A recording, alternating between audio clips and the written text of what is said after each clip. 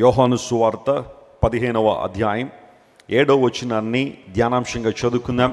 నా యందు మీరును మీ యందు నా మాటలను నిలిచియుండిన ఎడల మీకేది ఇష్టమో అడుగుడి అది మీకు అనుగ్రహింపబడును. అందరూ నా వైపు చూడండి ఒకసారి. మీకేది ఇష్టం అడగండి, అది మీకు. ఎంత చక్కని మాట అండి ఇది. ఈ వాగ్దానాన్ని చదవగానే మనకి ఒక 100 బూస్టులు తగినంత బలం వస్తుంది కదా. అయితే దానిపైన ఇంకో మాట కూడా ఉంది, అది కూడా మర్చిపోకూడదు మనం. ఏంటి ఆ మాట? నా యందు మీరును మీ యందు నా మాటలను నిలిచియుండిన ఎడల. అది ఆ కండిషన్ మనం ఫుల్ఫిల్ చేయగలిగితే సెకండ్ కండిషన్ దేవుడు ఫుల్ఫిల్ చేస్తాడు. మొదటి బాధ్యత మనది, రెండవ బాధ్యత ఎవరిది? దేవుని. ఆ మొదటి బాధ్యత ఏంటంటే మనం దేవునిలో నిలిచి ఉండాలి. You must avoid in me, నాలో నిలిచి ఉండండి అని దేవుడు మాట్లాడాడు. పరిశుద్ధ లేఖనాల్లో యోహాను సువార్త 15వ అధ్యాయానికి ఉన్న ప్రాముఖ్యత మనందరం గుర్తించాలి. దీన్ని చాలాసార్లు మనం చదువుంటాం. నేను కనీసం వారానికి ఒకసారైనా యోహాను సువార్త 15వ అధ్యాయం చదువుతాను. దీనిలో రాయబడిన మాటలు అంత గొప్ప మాటలు, విశిష్టమైన మాటలు. ప్రాముఖ్యంగా విశ్వాసులుగా ఉన్న మనందరం కూడా ఈ మాటలను చాలా జాగ్రత్తగా చదువుతూ ఉండాలి. యేసు ప్రభువారు ఈ లోకానికి వచ్చినప్పుడు ఆయన అద్భుతమైన బోధలు ఎన్నో చేశారు. ఆ బోధల్లో ఒక ప్రాముఖ్యమైన బోధను అప్పర్ రూమ్ డిస్కోర్స్ అంటారు. అప్పర్ రూమ్ డిస్కోర్స్, మేడగదిలో యేసు ప్రభు చేసిన ప్రసంగం అని దానికి మనం పేరు పెట్టచ్చు. యేసు ప్రభువారు ఈ లోకంలో ఉన్నప్పుడు ఆయన మరణించడానికి ముందు మేడగదిలో శిష్యులతో మాట్లాడారు. మీరు యోహాను సువార్త 13వ అధ్యాయం నుండి 17వ అధ్యాయం వరకు కూడా 13, 14, 15, 16, 17 అధ్యాయాలు ఇవన్నీ కూడా అప్పర్ రూమ్లో జరిగిన కాన్వర్జేషన్. యేసు ప్రభువారు వారితో మాట్లాడిన తర్వాత 18వ అధ్యాయం దగ్గరికి వచ్చేసరికి ఆయన తన శిష్యులతో కూడా కెద్రోను వాగు దాటి ఏ వనంలోకి వచ్చారు? ఆయన గెత్సెమనే వనంలోనికి లేదా ఆ తోటలోనికి ప్రభువారు వచ్చారు. 13వ అధ్యాయం శిష్యుల పాదాలు కడిగిన దగ్గర నుంచి, వారి పాదాలను నీళ్లతో కడిగి తువ్వాలతో తుడిచిన ఆ సందర్భం దగ్గర నుంచి 17వ అధ్యాయంలో యేసు ప్రభు చేసిన ప్రార్థన, a beautiful, remarkable, significant prayer done by Jesus, offered by Jesus. We can find it in the gospel of John chapter 17. 17వ అధ్యాయంలో మనం చూస్తాం యోహాను సువార్తలో. ఆ ప్రార్థన వరకు కూడా ఇదంతా కూడా జాగ్రత్త మనం చూస్తే అప్పర్ రూమ్ డిస్కోర్స్ అంటారు. అయితే ఈ అధ్యాయంలో విశ్వాసికి ఫలవంతమైన అనుభవాలను ఇచ్చే అధ్యాయం 15వ అధ్యాయం. దీనిలో ఎన్ని ప్రసంగాలని చెప్పుకోవచ్చు మనం. ఒక్కొక్క వచనాన్ని ఒక్కొక్క ప్రసంగంగా మాట్లాడుకోవచ్చు. అయితే నేను ఈ రోజున ఈ అధ్యాయం నుండి మీకేది ఇష్టమో అడగండి, అది మీకు ఏం చేయబడుతుంది? అనుగ్రహించబడుతుంది. ప్రభావవంతమైన ప్రార్థన. ప్రపంచంలో చాలామంది ప్రార్థన చేసేవాళ్ళు ఉన్నారు. అయితే ఆ ప్రార్థనలో ఎన్ని ప్రభావవంతమైన ప్రార్థనలుగా ఉన్నాయి? నేను మిగతా మతాల జోలికి వెళ్ళడం లేదు. మిగతా మతాల్లో కూడా ఏమున్నాయి చెప్పండి? ప్రార్థనలు ఉన్నాయి. వాళ్ళు కూడా ప్రార్థిస్తున్నాము, అభ్యర్థిస్తున్నాము, విన్నవించుకుంటున్నాము అనే మాటలు వాళ్ళు కూడా వాడతారు. మహమ్మదీయ సోదరులు ప్రార్థనలు చేస్తారు, హైందవ సోదరులు ప్రార్థనలు చేసేవాళ్ళు ఉన్నారు. ఇంకా రకరకాల మతాలన్నీ కూడా చూసుకుంటా ఉంటే ప్రార్థనా విధానాలు ప్రతి ఒక్కరిలో ఉన్నాయి. ఒక్కొక్కరు ఒక్కొక్క విధానంలో పిలుస్తుంటారు. భగవంతుల్లో లీనం అవ్వడం, పరమాత్మలో కలిసిపోవడం, ఇలాంటివన్నీ మాటలు చాలామంది వాడుతుంటారు. Forget about all the religions in the world. Let's come in to Christianity. క్రైస్తవ్యంలోకి వస్తే క్రైస్తవ్యంలో కూడా చాలామంది ప్రార్థనలు చేస్తారు. కానీ అన్ని ప్రార్థనలు ప్రభావవంతమైన ప్రార్థనలు కాదు. వాటిల్లో కొన్ని ఆచార సంబంధమైన ప్రార్థనలు ఉంటాయి. ఆ ప్రార్థనలు ఎలా ఉంటాయి తెలుసా? ఓ పేపర్ మీద రాసుకుని వస్తారు. వాటిని రోజు ఏం చేస్తారు? కొంతమంది చదువుతారు. వాటిని ఆచార సంబంధమైన ప్రార్థనలు అంటారు. ఎవరో ఆ డినామినేషన్లో ప్రార్థనలో ఒక పుస్తకం వేస్తారు, లేదా పుస్తకంలో ఈరోజు ఈ ప్రార్థన చేయండి అంటే తూచా తప్పకుండా ప్రతి మాట పలికి ప్రార్థన చేసేసామని చాలామంది అనుకుంటారు. ఆ ప్రార్థనా విధానం తప్పు నేను అంటలేదు. ఏదైనా పుస్తకంలో ప్రార్థన ఉన్నప్పుడు దాన్ని చదవడం తప్పు నేను అంటలేదు. కానీ ఇంకేటెల్లకాలం అదే అలవాటు పడ్డావంటే నువ్వు ఆత్మలో ప్రార్థన చేయట్లేదు అన్నమాట. దేవుని సన్నిధిలో నీ ప్రార్థన అనేది కనబడటం లేదు. ప్రతిసారి ఎవరో ఒకరు ప్రార్థన చదివి అదే ప్రార్థన అనుకుంటున్నావు, కానీ నీవు దేవుని సన్నిధిలో ప్రార్థన చేసే అనుభవం నీలో లేదేమో. ఆచారసమైన ప్రార్థనలు కొన్ని ఉన్నాయి, అలవాటుతో చేసే ప్రార్థనలు కొన్ని ఉంటాయి. భోజనం దగ్గర మనం చేసే ప్రార్థన ఎలాంటిది చెప్పండి? అలవాటుగా చేస్తూ ఉంటాం, ప్రయాణాల్లో అలవాటుగా చేస్తూ ఉంటాం. వాటిని ప్రభావవంతమైన ప్రార్థనలు లెక్కేసేయకండి. ప్రతిసారి ఒక ఎవరిని వస్తున్న అడిగాను, బాబు రోజుకి ఎన్నిసార్లు ప్రార్థన చేస్తావు? 3 సార్లు ప్రార్థన చేస్తానండి దానియేలులా అన్నాడు. 3 సార్లు ప్రార్థన చేస్తున్నాను చెప్పచ్చు కదా, మళ్ళీ దానియేలులాగా ఎందుకు అంటే ఆయన ఏదో ఒకటి చెప్పాలనుకుంటున్నాడు. ఏంటి ఆ సంగతి అంటే 3 పూటలు ఎప్పుడంటే 3 సార్లు తింటానన్నా నేను, తినే ప్రతిసారి ప్రార్థన చేస్తాను, దానియేలు ప్రార్థన కాదా అన్నాడు. దానియేలు భోజనం ముందు ప్రార్థన చేసిన ఉందా బైబిల్లో? ప్రార్థన చేస్తే ఎక్కడేస్తా ఉన్నారు చెప్పండి? సింహాల బోనులో వేస్తా ఉన్నప్పుడు అలవాటుగా అంటే యథాప్రకారంగా దానియేలు యెరూషలేము వైపుగా కిటికీ తెరిచి ప్రార్థన చేశాడు. ఒక శ్రమ వస్తుంది, ప్రార్థన చేస్తే ఆశీర్వాదం సంగతి అలా పెట్టండి. ప్రార్థన చేస్తే ప్రాణాపాయం ఉంది, లైఫ్ రిస్క్లో పడిపోతూ ఉంది, ఒక డేంజర్ ముందుంది ప్రార్థన చేస్తే అన్నప్పుడు కూడా దానియేలు ఏం చేశాడు? ప్రార్థన చేశాడు. అది తెగింపుతో కూడిన ప్రార్థన. దేవుని సన్నిధిలో మనం చేసే ప్రార్థనలో కొన్నిసార్లు తెగింపు అవసరమై ఉంటుంది. భయపడి నువ్వు ఎప్పుడు ప్రార్థన చేయలే. దేవుని వాక్యం సెలవిస్తాం, దానియేలు ప్రార్థన చేశాడు. కొంతమంది అలవాటుగా చేసే ప్రార్థనలు ఉంటాయి. స్కూల్కి వెళ్ళే ముందు, కాలేజ్కి వెళ్ళే ముందు, బయటికి వెళ్ళేటప్పుడు, భోజనం చేసేటప్పుడు, లేదా ఏదైనా ప్రయాణం చేసేటప్పుడు చేసే ప్రార్థనలో, వాటిని ప్రభావవంతమైన ప్రార్థనలోకి లెక్కేయకండి. దేవునితో నువ్వు గడిపే సమయం, నీ ప్రైవేట్ టైం, దేవునితో నువ్వు గడిపే ఆ రహస్య సమయం ఏదైతే ఉంటుందో అది ప్రభావవంతమైన ప్రార్థనగా లెక్కించండి. దేవుని వాక్యం సెలవిస్తూ ఉంది, నా యందు మీరు నిలిచి ఉండండి. ఎంతవరకు లోకంలో అనేక స్థలాల్లో మీరు నిలబడ్డారేమో, అనేక స్థలాల్లో నిలిచి ఉన్నారేమో, కానీ మీరు నాలో నిలవండి, నా మాటలను మీలో నిలవనివ్వండి, అప్పుడు మీకు ఏది ఇష్టం అడగండి, అవన్నీ మీకు ఏం చేస్తానో అనుగ్రహిస్తాను. A great promise with a great commandment. ఓ గొప్ప వాగ్దానము, గొప్ప ఆజ్ఞతో కలిసి మన దగ్గరికి వచ్చింది. నా యందు మీరు నిలిచి ఉండండి. నిలిచి ఉండండి, నిలబడండి. ముందు అబాయిడ్ ఇన్ మీ, నాలో నిలిచి ఉండండి. కొంతమంది అంటారు కదా, మాట మీద నిలబడుతున్నావరా అంటారు కదా. అంటే మాట మీద నిలబడడం ఏంటి? ఎవరో ఏదో మాట చెబితే దాన్ని కాగితం మీద రాసి దాని మీద నిలబడ్డమా? మాట మీద నిలబడ్డం అంటే అదే అర్థం. అన్న మాట మీద నిలబడ్డం అంటే ఆ మాటకు కట్టుబడి ఉండడం. దేవుడు అన్నాడు మీరు నాలో నిలబడండి అంటే దేవుని మాటకు లోబడ్డం, దేవుని వాక్యాన్ని అనుసరించడం. మన జీవిత విధానంలో ప్రతిరోజు ఉదయం లేచిన రాత్రి పడుకునే వరకు మనం చేసే పనుల్లో దేవుని వాక్యాన్ని చొప్పించడం, ఒబేయింగ్ టు గాడ్స్ వర్డ్. దేవుని వాక్యానికి లోబడే మనసు మనలో ఉన్నప్పుడు గొప్ప కార్యాలు జరుగుతాయి. అనేక సందర్భాల్లో మనం ఒబీడియన్స్ గురించి వింటున్నాం. క్రైస్తవ జీవితాన్ని, విధేయతను విడిగా మనం చూడలేం. క్రైస్తవ జీవితంలో పరిపూర్ణమైన భాగం అంటూ ఏదైనా ఉంది అంటే విధేయతకు చాలా పెద్దపేట ఉంది. మీరు బైబిల్ ఎవరినైనా తీసుకోండి, విధేయత చూపించిన వారు, దేవుని మాటకు లోబడిన వారు, దేవునిలో నిలిచిన వారు విశిష్టమైన దేవునిలో పొందుకున్నారు. ప్రైజ్ ది లార్డ్, హల్లెలూయా. గొప్ప కార్యాలు వారి జీవితంలో జరిగాయి. అనేక సందర్భాల్లో నేను చెబుతున్నాను, దేవుని మాటకు లోబడ్డం ద్వారా, దేవునిలో నిలబడడం ద్వారా మీకు ఏది ఇష్టం అడగండి, అది మీకు అనుగ్రహిస్తాను దేవుడు వాగ్దానం చేసినప్పుడు ముందు మనం చెక్ చేసుకోవాల్సింది, నేను దేవుని మాట ప్రకారం జీవిస్తున్నానా, ఆయన ఆత్మానుసారంగా నడుస్తున్నానా, లేదా నా శరీర అనుసారమైన మనసు నాలో ఉందా, లేదా ఆత్మానుసారంగా దేవుని ఆత్మ నడిపింపు ప్రకారం నడుస్తున్నానా అని మనం పరీక్షించుకోవాలి. యెహెజ్కేలుతో దేవుడు మాట్లాడుతున్నాడు, నరపుత్రుడా నువ్వు చక్కగా నిలవడము, నేను నీతో ఏం చేస్తానో మాట్లాడుతున్నాను. మరి ఇప్పుడు మేము కూర్చున్నాం కదండి అంటారేమో. ఈ నిలబడడం కూర్చోవడం గురించి కాదు అక్కడ. దేవుని వాక్యాన్ని మేము కూర్చుని వింటున్నాం కదండి, యెహెజ్కేలు గారు నిలబడమన్నారు కదండి అనడం కాదు అక్కడ. చక్కగా నిలబడు అంటే అర్థం ఏంటంటే నువ్వు అటు ఇటు తిరగడం ఆపు, ఒకసారి నా సన్నిధిలో నిలబడో, నా సన్నిధిలో నిలిచే భాగ్యము నీకు ఇస్తాను. అబాయిడింగ్ ఇన్ గాడ్, దేవునిలో అంటూ కట్టబడడం. యోహాను సువార్త అదే మనకు నేర్పిస్తూ ఉంది. నాకు వేరుగా ఉండి మీరేమీ చేయలేరు, ద్రాక్షావల్లిని నేను, తీగలి మీరు, and I'm the vine, you are the branches. నాలో మీరు నిలిచి ఉంటేనే మీరు ఫలిస్తారు, మీరు ఏదైనా సాధిస్తారు. క్రీస్తుకు వేరుగా ఉండి మనం సాధించేది లేదు. అనేక సందర్భాల్లో శ్రమలు వచ్చినప్పుడు, ఏదైనా శోధనలు వచ్చినప్పుడు, ప్రతికూలతలు వచ్చినప్పుడు అపవాది మనల్ని ప్రేరేపించే ఒక విషయం ఏంటంటే, ప్రభువుని అంగీకరించిన వాళ్ళకి వచ్చిన లాభం ఏంటి, ఆయన తెలుసుకోవడం వల్ల నువ్వు పొందిన ప్రయోజనం ఏంటి, యేసుక్రీస్తు ప్రభుని హృదయంలో చేర్చుకోవడం ద్వారా నువ్వు ఏ ప్రయోజనాన్ని పొందుకున్నావు చూడు. స్నేహితులందరూ వదిలేశారు నిన్ను, బంధువులు చూడు హేళన చేస్తున్నారు నిన్ను, నీ భర్త చూడు నిన్ను వదిలిపెట్టేశాడు, లేదా నీ పిల్లలు చూడు నీకు వ్యతిరేక్తం అయిపోయారు, వాళ్ళు చూడు వీళ్ళు చూడు అని చెప్పి అపవాది చాలాసార్లు దేవుణ్ణి పట్టుకున్నందువలన, దేవుణ్ణి కలిగినందువల్ల నీ కలిగిన ప్రయోజనం ఏంటి, ఆయన విడిచి జీవించిన వాళ్లే కదా బాగున్నారు అన్నట్టుగా కొన్నిసార్లు కొంతమంది నీ ముందుకు తీసుకొస్తాడు. వారిని ఇంటి పక్క వారు కావచ్చు, నీ ఆఫీసులో ఉన్న వాళ్ళు కావచ్చు, మరొకళ్ళు కావచ్చు. ఈ రోజున విలువలు ప్రక్కన పెట్టి డబ్బులు సంపాదించే వాళ్ళు కొంతమంది ఉంటారు. వారు లోకంలో సక్సెస్ఫుల్ పీపుల్గా కనబడుతుంటారు. విలువలు ప్రక్కన పెట్టి అక్రమమైన జీవితాల్లో డబ్బులు సంపాదించే వాళ్ళు, అది నిజమైన సక్సెస్ కాదు, అది ఫలవంతమైన జీవితం అయితే కాదు.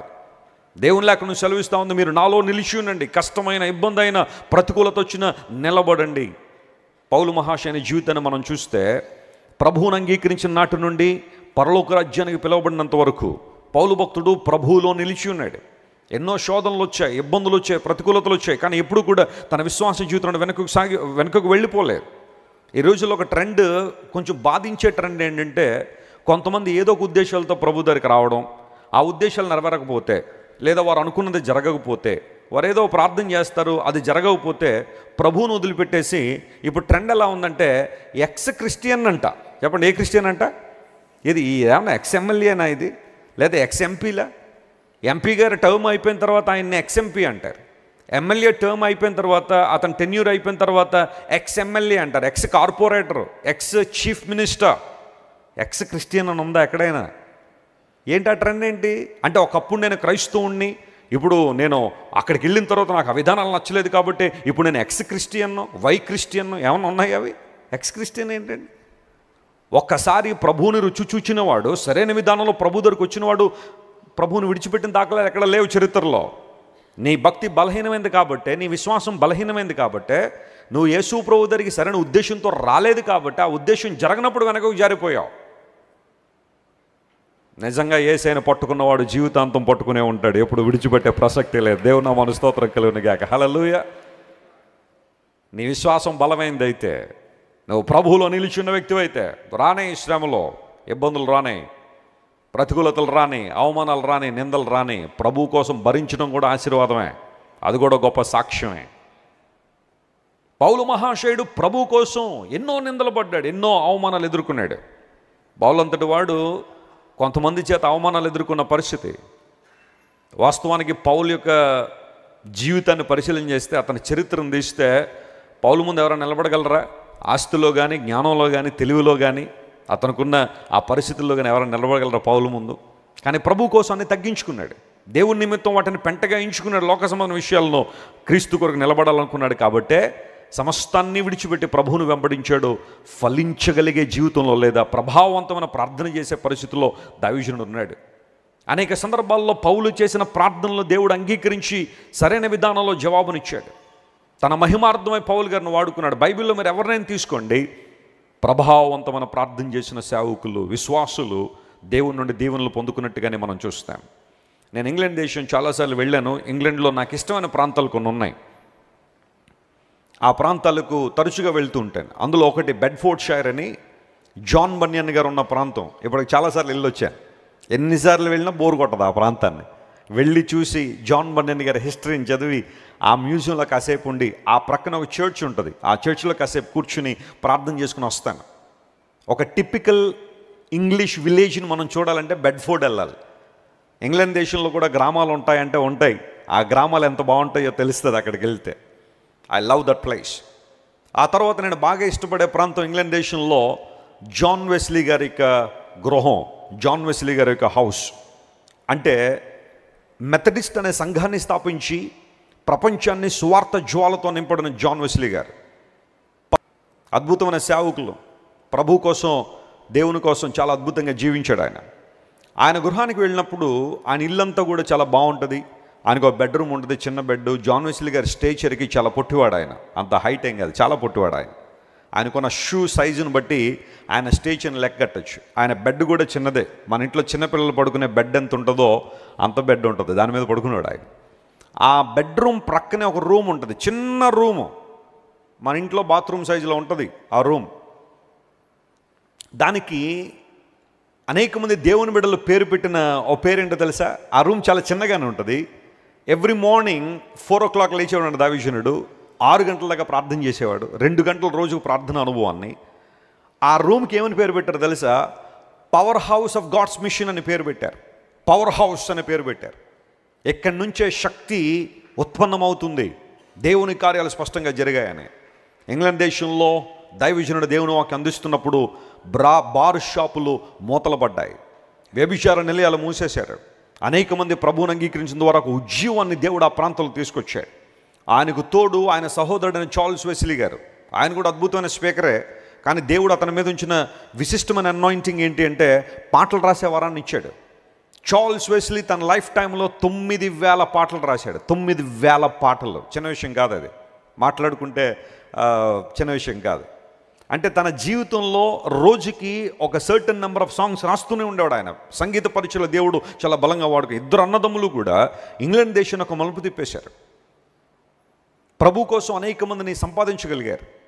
జాన్ వెస్లీ గారి యొక్క జీవిత రహస్యం ఏంటి అంటే, అంత ప్రభావవంతంగా దేవుని కోసం పనిచేయడానికి కారణం ఏంటంటే, ఆ పవర్ హౌస్లో కూర్చునేవాడు. రోజు వెళ్ళి ఆ ప్రార్థనా గదిలో దేవుని సన్నిధిలో ప్రార్థన చేసేవాడు. Do you have a designated place for prayer my friend? నీకంటూ ఒక ప్రార్థనా స్థలం ఉందా మీ ఇంట్లో? నీకంటూ ఒక ప్రార్థన చేసే చోటు ఒకటి ఉందా? ప్రతిరోజు నీ దేవుణ్ణి కలుసుకునే స్థలం ఒకటి ఉందా? కొంతమంది ఫోన్ మాట్లాడే ప్లేస్ ఉంటుంది, అక్కడికి వెళ్ళి మాట్లాడితే ఎంత ఆనందంగా ఉంటుంది. ఆ సోఫాలో లేకపోతే ఏదో ఉంటుంది, అక్కడ కూర్చుని అమ్మా అని మొదలు పెడతారు. గంటలు 3 గంటలు మాట్లాడి, అమ్మా మళ్ళీ చేస్తాను నీతో ఇంకా మాట్లాడాలని ఉంది. 3 గంటలు కూడా 3 నిమిషాల్లాగా ఉంటుంది వాళ్ళకి. తల్లితో ఎంతసేపు మాట్లాడినా గంటలైనా మళ్ళీ చేస్తాను ఇంకా సరిపోలేదు అన్నట్టుగా ఉంటుంది. లేదా ఇష్టమైన వాళ్ళతో మాట్లాడేటప్పుడు సమయమే గుర్తురాదు మనకు కదా. 1 గంట 1 నిమిషంలాగా, 2 గంటలు 2 నిమిషాల్లాగా అయిపోతుంటుంది. Do you have that experience while talking to God? దేవునితో మాట్లాడే అనుభవం ఎప్పుడైనా 3 గంటలు మాట్లాడి తనివి తీరట్లేదు నాయన 3 నిమిషాలు ఉందని ఎప్పుడైనా చెప్పావా? మనం రివర్స్, 3 నిమిషాలు ప్రార్థన చేసి 3 వారాలకి సరిపడా ప్రార్థన చేశాను అనుకుంటాం మనం. 5 నిమిషాలు ప్రార్థన చేస్తే ఇంకా 5 వారాలు మనకు ప్రార్థన గుర్తురాదు. ప్రార్థన చేసామంటే చేశాను ఎప్పుడు? సెప్టెంబర్ 5వ తారీఖున. మరి ఈరోజు ఆల్రెడీ అక్టోబర్ వచ్చేసింది కదమ్మా. ఇంకా ఆ ప్రార్థన అప్పటిదాకా వాడేసుకోవడమే. ప్రతిరోజు దేవుని సన్నిధిలో ప్రార్థన చేసి ఉదయకాలమే దేవుని సువార్త కోసం వెళ్ళిపోతుండ్రు. ఆయన కొన్ని గుర్రం మీద ప్రయాణం చేసుకుంటూ రోజుకి అనేక మందికి సువార్త ప్రకటించి ఎప్పుడో మరలా ఇంటికి వచ్చేవాడు. దేవుని బిడ్డలారా గమనించండి, ప్రభావవంతమైన ప్రార్థన చేసే క్రైస్తవుల కోసం దేవుడు చూస్తున్నాడు. కేవలం మనం ప్రార్థన చేసేవాళ్ళం కాదు, ఎఫెక్టివ్ ప్రేయర్. నీవు నేను ప్రభావవంతమైన ప్రార్థన, అందును బట్టే ప్రేయర్ ఎఫెక్చువల్. నువ్వు నేను దేవుని సన్నిధిలో మోకాలు వేసినప్పుడు పర్వతాలను కదిలించగలిగే ప్రార్థన మనం చేయాలా? దేవుని సన్నిధిలో అలాంటి అనుభవాన్ని కలిగి ఉందామా? దేవుని చిత్తాన్ని గుర్తెరిగే వారుగా మనం ఉందామా? నాన్నగారు చెబుతూ ఉంటారు, సౌత్ కొరియా అనే ప్రాంతంలో సోల్ అనే నగరం ఉంది. దాన్ని కొంతమంది షియోల్ అని కూడా అంటారు. అయితే సోల్ అనే నగరంలో పాల్ యాంగిచో అనే దేవుని సేవకుని యొక్క పరిచర్యలో లక్షలాది మంది ప్రజలు దేవుని దగ్గరికి వస్తున్నారు, ప్రభువుని వెంబడిస్తున్నారు. ప్రభావవంతంగా పరిచర్య జరుగుతుంది. ప్రతిరోజు ప్రతి ఆదివారం క్రొత్త ఆత్మలు దేవుని సందుకు వస్తున్నాయి. New souls have been added to the church. It was like a wave, it was like a wind of God. దేవుని యొక్క ఒక పెనుగాలి ఆ ప్రాంతంలోకి వచ్చినట్టుగా అనేక మంది దేవుని ప్రజలు ప్రభువుని అంగీకరించేవారు, దేవుని దగ్గరికి వస్తుండేవారు. ఆ సంఘ బిడ్డల ఆసక్తి ఎంత గొప్పది అంటే, ఓ పాస్టర్ గారు చెప్తే విన్నాను నేను, వాళ్ళది ఫస్ట్ సర్వీస్ మార్నింగ్ 4 o'clock జరుగుద్దట. ఎన్ని గంటలకి? ఆదివారం 4 గంటలకి. ఆ 4 గంటల ఆరాధనలో సీట్లు దొరకవేమో, లేటుగా వెళ్తే అని చెప్పి 1 గంట నుండి లైన్లో నిలబడతారట. ఎందుకంటే దేవుని మందిరంలోకి వెళ్ళాలి. ఎందుకంటే ఒక్కసారి చర్చ్ ఫుల్ అయిందంటే వాళ్ళు నెక్స్ట్ సర్వీస్కి నిలబడాలి. మరలా మొదటి సర్వీస్లో దేవుణ్ణి ఆరాధించడం కోసం వాళ్ళందరూ బైబిల్ తెచ్చుకుని చిన్న చిన్న టార్చులు తెచ్చుకుని బయట నిలబడిపోయి ఉంటారట. 4 గంటలకి డోర్ తెరవగానే లోపలికి వచ్చి కూర్చుంటారు వాళ్ళు.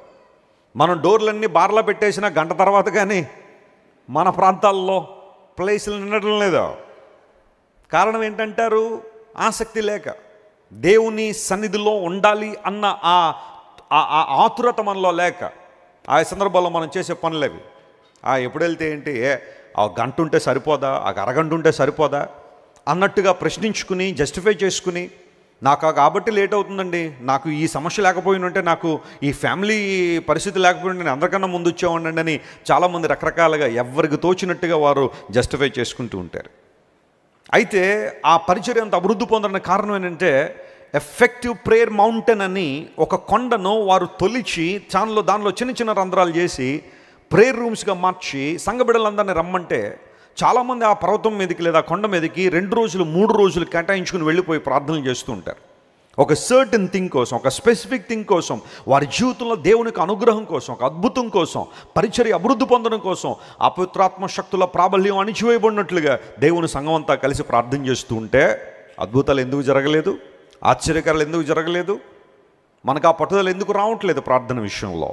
ప్రభు మా రాజమండ్రి పట్టణం కదిలించబడాలి. ఇంకా నీవు తెలియని వారు అనేక మంది ఉన్నారు ఆయన రాజమండ్రిలో. నీ ప్రేమ తెలియని వారు చాలామంది ఉన్నారు. నీ సిలువ త్యాగాన్ని గురించిన అవగాహన లేని వారు మా పట్టణంలో చాలామంది ఉన్నారయ్యా. వారికి నీ ప్రేమ వార్తను ప్రకటించే ఆధిక్యత మాకు దయచేయండి. వారి బండ మొండి హృదయాలు కదిలించండి ఆయనని దేవుని సలో మనం ఏం చేయాలా? ప్రార్థన చేయాలా. అలాంటి ప్రార్థన అనుభవం మనలో ఉందా? విజ్ఞాపన చేసే ఆత్మ మనలో ఉందా? మన కోసం మనమే ప్రార్థన చేసుకోలేని దుస్థితిలో ఉన్నప్పుడు ఇంకా మిగతా వాళ్ళ కోసం ఏం ప్రార్థన చేయగలుగుతాం? నీ ప్రార్థన ప్రభావవంతంగా ఉండునుగాక. ఆమేన్. మీరు నాలో నిలిచి ఉండండి, నా వాక్యం మీలో నిలిచి ఉండనివ్వండి. అప్పుడు మీకు ఏది ఇష్టమో అడగండి, అవన్నీ మీకు ఏం చేస్తానో అనుగ్రహిస్తాను. యూజువల్గా మనం ఆ కొటేషన్ లేకపోతే ఆ వాగ్దానాన్ని తీసుకున్నప్పుడు, ప్రభువా ఏది ఇష్టం అడగమన్నావు కదా, నాకు ఇచ్చే, ఇది నాకు ఇష్టం, ఇలా ఉంటే నాకు ఇష్టం, వీళ్ళంటే నాకు ఇష్టం, వాళ్ళు నాకు కావాల్సిందే అని కొంతమంది రాంగ్ ఇంటెన్షన్లో దేవుని సన్నిధిలో ప్రార్థనలు చేస్తుంటారు గంటల తరబడి. అయితే బైబిల్ సెలవిస్తూ ఉంది, నీ ప్రార్థన సరైన విధానంలో ఆధ్యాత్మిక ఆశీర్వాదాల కోసం పోరాడే వ్యక్తిగా, దేవుని సన్నిధిలో దేవుని చిత్తానుసారంగా పోరాడే వ్యక్తిగా నువ్వు ఉంటే అంతకన్నా ఆశీర్వాదం మరొకటే ఉంది. ఎపఫ్రా అనే ఒక దైవజనుడు, కొలసే సంఘాన్ని నడిపిస్తున్న నాయకుడు, యవన కాలంలో ఉన్న యవన బిడ్డ దేవుని సన్నిధిలో ఒకందుకు ప్రార్థన చేస్తున్నాడని, పోరాడుతున్నాడని పౌలు ఓ చక్కని మాట సెలవిచ్చాడు. కొలస్సీలకు రాసిన పత్రిక 4వ అధ్యాయం 12వ వచనం మనం చదివితే అక్కడ ఈ మాట రాయబడింది. Colossians chapter 4 and verse 12. కొలస్సీలకు రాసిన పత్రిక 4వ అధ్యాయం 12వ వచనాన్ని మనం చదువుతున్నాం. మీలో ఒకడును క్రీస్తు యేసు దాసుడును నాయన ఎపఫ్రా మీకు వందనములు చెప్పుచున్నారు. ఈ మాట చెప్పండి, మీలో ఒకడు అని ఉందా లేకపోతే ఆయన ఎక్కడో మీలో ఒకడును ఓ ప్రత్యేకమైన వాడని ఉందా? మీలో ఒకడే. ఏలియా మనలాంటి స్వభావం కలిగిన వాడే. ఎపఫ్రా మీలో ఒకడే. అయితే తను దేవుని చిత్తానుసారంగా పోరాడాలని నిర్ణయించుకున్నాడు కాబట్టి ఓ చక్కని మాదిరికరంగా ఉన్నాడు. అతడు మీకు వందనాలు చెబుతున్నాడు. ఎందుకు ఆయన ప్రార్థనలో పోరాడుతున్నాడు అంటే అక్కడ పౌలు భక్తుడు కొన్ని మాటలు రాశాడు. చూడండి, ఆ మాటను గమనిద్దాం. మీరు సంపూర్ణులను ప్రతి విషయములో దేవుని చిత్తమును గూర్చిన సంపూర్ణ ఆత్మ నిశ్చయత గలవారునై నిలకడగా ఉండవలనని ఇతడు ఎల్లప్పుడూ మీ కొరకు తన ప్రార్థనలో ఏం చేస్తున్నాడు? పోరాడుతున్నాడు. స్తోత్రం చెప్పండి. హల్లెలూయా. ప్రార్థన అంటే నిద్రపోవడమా? ప్రార్థన అంటే పోరాడమా? కొంతమంది ప్రార్థించుకుందాం అనగానే ముసుగేసి నిద్రపోతూ ఉంటారు. లేకపోతే ముసుగు లేకుండా కూడా నిద్రపోతున్నాం అని అంటున్నారు కొంతమంది. That's okay. ప్రార్థన అంటే నిద్రపోవడం కాదు. ప్రార్థన అంటే పోరాడడం. ప్రార్థన అంటే పోరాడడం. The prayer is a spiritual battle. ఆత్మ సంబంధమైన రోలంలో పరిశుద్ధాత్మ శక్తితో పోరాటాన్ని సలపడం ప్రార్థన అంటే. ఎందుకు ఎపఫ్రా పోరాడుతున్నాడు? కొలస్సే సంఘాన్ని గురించిన అనుకున్న అవగాహన ఏంటి? సంఘం కేవలం సంఖ్యలో మాత్రం అభివృద్ధి పొందడం కాదు. సంఘము కేవలం సంఖ్యాపరంగా దీవెన పొందడం మాత్రమే కాదు. సంఘములో ఉన్న ప్రతి ఒక్కరూ కూడా సంపూర్ణ ఆత్మ నిశ్చయత గలవారై ఉండాలని, దేవుని చిత్తాన్ని ఎరిగిన వారుగా ఉండాలని, వారు సంపూర్ణులై ఉండాలని. చెప్పండి, ఎలా ఉండాలంటే వాళ్ళు సంపూర్ణులై ఉండాలని, పూర్ణమైన దేవుని అనుభవాల్లో వారు ఎదగాలని. సగం సగం భక్తో, సగం సగం విశ్వాసమో, సగం సగం ప్రేమో కాదు, సంపూర్ణంగా దేవునిలో బిడలు వర్ధిల్లాలని ఎపఫ్రా కొలస్సే సంఘం కోసం ఏం చేస్తున్నాడు? ప్రార్థిస్తున్నాడు. దేవుని సన్నిధిలో ప్రార్థన ప్రార్థన ప్రార్థన. అలాంటి అనుభవాన్ని మనం నేర్చుకుందామా? ప్రభావవంతమైన ప్రార్థన. అందును బట్టే ఎపఫ్రా కొలస్సే పట్టణంలో చాలా బలంగా వాడబడ్డాడు. కొలస్సే అనే ఆ ప్రాంతము గ్రీసు దేశంలో ఒక ప్రాముఖ్యమైన ప్రాంతం అయినప్పటికీ కూడా అన్య జనాంగం ఎక్కువగా నివసించే ఆ ప్రాంతంలో యేసుక్రీస్తు ప్రభు దైవత్వాన్ని ఎరిగారు. ఆ కారణాన్ని బట్టే పౌలు మహాశయుడు కొలస్సే పత్రిక రాస్తూ యేసుక్రీస్తు ప్రభు దైవత్వాన్ని గురించి చాలా స్పష్టంగా మాట్లాడాడు. మీరు ఇంటికి వెళ్తారు చదివితే కొలస్సే 2:9 చదివితే దైవత్వం యొక్క సర్వపరిపూర్ణత యేసు ప్రభువులో నివసిస్తుంది అన్నాడు. దైవత్వం యొక్క పరిపూర్ణత ఎవరిలో ఉంది? యేసు ప్రభువులో ఉంది. కొంతమంది యేసు ప్రభు దేవుడని ఎక్కడుందండి బైబిల్ అంటే ఇవన్నీ రెఫరెన్స్లే. యేసు ప్రభు దేవుడు అనడానికి ఇవన్నీ రెఫరెన్స్లే. కొలస్సే 2:9 పౌలు భక్తుడు చాలా క్లియర్గా చెప్పాడు, దైవత్వం యొక్క సర్వ పరిపూర్ణత యేసు ప్రభులో ఉంది అని. యేసు ప్రభు దేవుడని బైబిల్ నిర్ద్వందంగా సెలవిస్తూ ఉంది. ఈ రోజుల్లో చాలా అబద్ధ బోధలు, తప్పుడు బోధలు, యేసు ప్రభు ఔన్నత్యాన్ని తగ్గించే బోధలు చాలా ఉన్నాయి. జాగ్రత్త సుమ. అలాంటి ఎప్పుడైనా బోధలు మీరు వింటే మీరు విన్నది అది కాదు. జాగ్రత్త గుర్తుపెట్టుకోండి. ప్రతి ఆదివారం మీకు బోధిస్తున్న బోధన మీరు జ్ఞాపకం చేసుకోండి. యేసు ప్రభు దేవుడు కాదు అని ఎవరైనా వాదిస్తున్నారంటే వాక్యానుసారమైన వాదన కాదు అది. యేసు ప్రభు దేవుడిని ఒప్పుకుంటేనే ఒక వ్యక్తికి రక్షణ. స్తోత్రం చెప్పండి, హల్లెలూయా. ఒక వ్యక్తి ఆత్మరక్షణ పొందుతాడు. నేను మొన్న యునైటెడ్ స్టేట్స్లో న్యూయార్క్ అనే ప్రాంతంలో ఉన్నాము. నేను బ్లెస్సీ గారు ఓ ప్రాంతంలో ఎందుకో అలా వెళ్తే అక్కడ ఇద్దరు వ్యక్తులు నిలబడి ఉన్నారు. వారిద్దరు కూడా ఎంత పట్టుదలగా నిలబడి ఉన్నారంటే వారికి సంబంధించిన ఆ డినామినేషన్కి సంబంధించిన ఆ లిటరేచర్ని, సాహిత్యాన్ని అందరికీ పంచిపెడుతున్నారు. సరే, నన్ను పిలిచి నాకు కూడా ఇచ్చారు, తీసుకోండి చదవండి అన్నారు. నాకు తెలుసు వాళ్ళేంటో, ఆ బోర్డు చూడగానే నాకు అర్థమైపోయింది వాళ్ళేంటని తెలిసి, సరే కాసేపు మాట్లాడదాం వెళ్దాం అని చెప్పి దగ్గర నిలబడి కొన్ని ప్రశ్నలు అడుగుతున్నాను. నేను అడుగుతున్న ఏ ప్రశ్నకి సమాధానం చెప్పలేకపోతున్నారు. వాళ్ళకంటూ కొన్ని రెఫరెన్స్లు ఉంటాయి బైబిల్లో, వాటిని మాత్రం తీసుకునే మనం ఎన్ని చూపించినా మళ్ళీ అవే పట్టుకుని, మళ్ళీ ఎన్ని చూపించినా అవే పట్టుకుని ఆఖరికి దేవుడు ఒక ప్రేరేపణ ఇచ్చాడు. చెప్పాల్సిన సువార్తను చెప్పేవాళ్ళు వినకపోయినా, ప్రియులారా, యేసు ప్రభువు గురించిన బోధ, ఆయన గురించిన సువార్త క్లియర్గా చెప్పి, ఇది మీరు నమ్మితే నమ్మండి, నమ్మితే రక్షణ ఉంది, లేకపోతే రేపు పొద్దున ఒకసారి తీర్పులో నిలబడినప్పుడు నేను ఒక ఆయన పంపించాను, మీకు సువార్త చెప్పాను, మీరు వినలేదని దేవుడు ప్రశ్నిస్తారని చెప్పగానే ముఖాలు తెల్లగా, ముఖాలు నల్లగా మారిపోయినాయి. ఇష్టం లేదు వాళ్ళకి. యేసు ప్రభు దైవత్వం ఒప్పుకోవడం ఇష్టం లేదు. ఎంతసేపు చూసినా యేసు ప్రభు మిఖాయేల్ అనే దేవదూత బైబిల్లో ఉన్నాడు, ఆ మిఖాయేల్ అనే దేవదూత యేసు ప్రభువులోకి వచ్చాడు. యేసు ప్రభుకి దేవదూతకి తేడా లేదా? దేవదూతలు ఆరాధిస్తున్న ఆరాధికుడు ఆయన. దేవుడు నామమున స్తోత్రం కలుగును గాక. ఆరాధనీయుడు ఆయన. అంతేగాని దేవదూతతో సమానం చేసి యేసు ప్రభువుని మిఖాయేల్ అంటే బైబిల్ ఒప్పుకోలేదు ఆ విషయాన్ని. దైవత్వం యొక్క సర్వ పరిపూర్ణత క్రీస్తులో ఉంది కాబట్టే కొలస్సే సంఘం కోసం ప్రార్థిస్తున్నాడు. సంఘము సత్యములు అభివృద్ధి పొందాలి, భక్తిలో ఎదగాలి, దేవుని కార్యాల్లో వారు ముందుకు సాగిపోవాలి. ప్రభావవంతమైన ప్రార్థన చేశాడు ఎపఫ్రా, ప్రభావవంతమైన ప్రార్థన చేశాడు పౌలు గారు, ప్రభావవంతమైన ప్రార్థన చేశారు దైవ విషయంలో అనేక మంది చరిత్రలో. అందును బట్టే నా యందు మీరును, మీ యందు నా మాటలు నిలిచి ఉండండి, అప్పుడు మీకు ఏది ఇష్టం అడగండి, మీకు అనుగ్రహిస్తున్నాడు.